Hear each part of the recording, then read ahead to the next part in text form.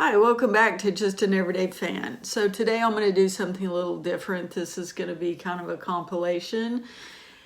I'm still trying to catch up from not feeling well, so there's a lot kind of happening behind the scenes, and we have a lot to get into. So let's start off by talking about last night's game. So the Indiana Fever took the Las Vegas Aces 80-70 win. We needed that win. We absolutely did. This is without Caitlin Clark. So A'ja Wilson and team had no answer. Now, looking at the stats, we'll just say for Las Vegas, of course, A'ja Wilson came in with 20 points, Jackie Young 19 points, Nalissa Smith 10 points. And Nalissa Smith also had 10 rebounds, which was excellent.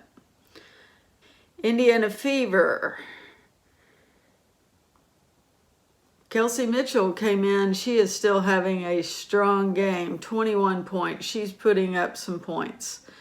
Natasha Howard, 18. Sophie Cunningham, she came through on her 3 points, and we needed those.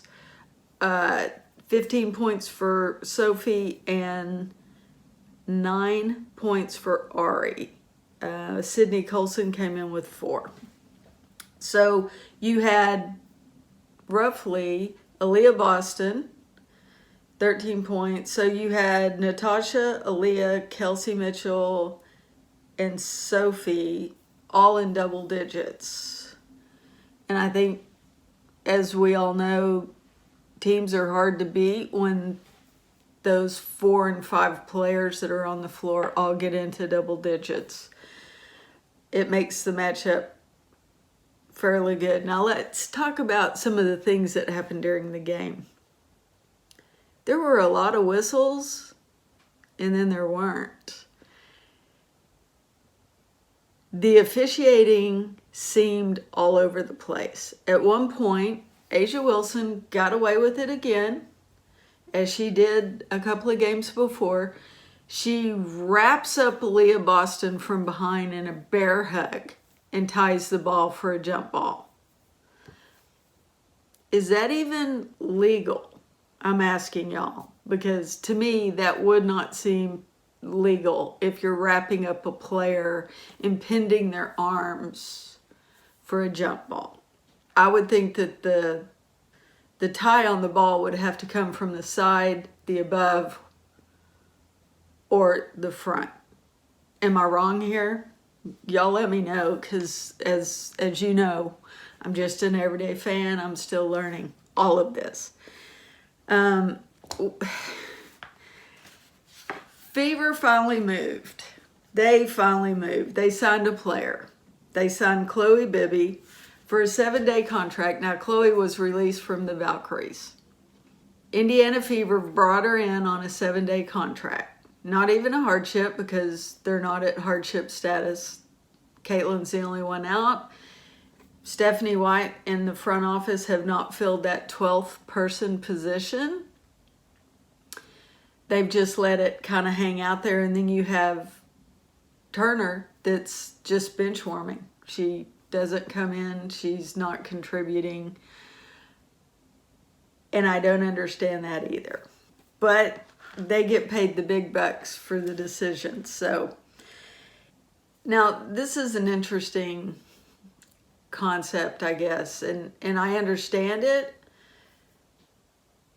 And I know it's kind of game to game, but Sophie pulled a starting position and bumped Lexi. How do y'all feel about that? Just a few weeks ago, Lexi was leading in 3 points in the corners. And she's kind of fallen off her game. She's kind of lost her groove. And so Sophie is now starting. Also, what do y'all think about the T-shirts? And I'm going back to the T-shirts that they wore during the All-Star. It said, "Pay us what you owe us." Would that campaign may have gone over a little better? And I don't even know who came up with that. And who initiated that? Maybe it was Nafisa Collier, maybe it was Stewie, or both, and they rolled it out. I'm really not sure. But would it have not been maybe a little more viable and a little more accepted if the shirt maybe read, pay us what we're worth, or pay us what we bring to the league? Well, we know one player is bringing the majority of everything to the league, and that's Caitlin Clark. Also, another topic, how do y'all feel about the stud buds? Now, I like Courtney Williams, love her, and Heidemann, love her. And I didn't even know they had a channel until a few weeks ago. I saw one of their initial videos, and it was good. It was entertaining. But when they hit the All-Stars and they had that 72-hour live camera, they were showing stuff that really didn't need to be shown. They were showing arguments, fights. They were showing the players partying.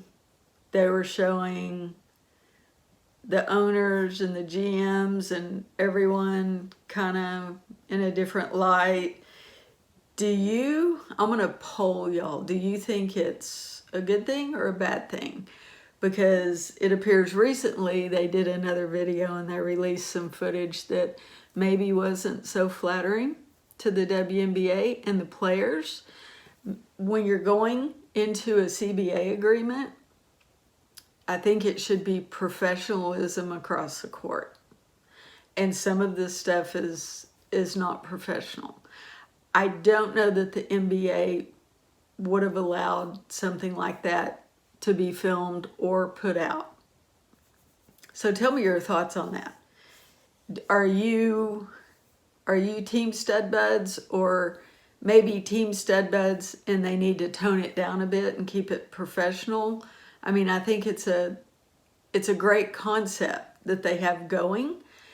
Sometimes I think what they're putting out there might just hurt their chance at getting what they want on the CBA agreement. Let me know your thoughts. Until next time, as always, thank you for supporting. If you like the content, please hit subscribe.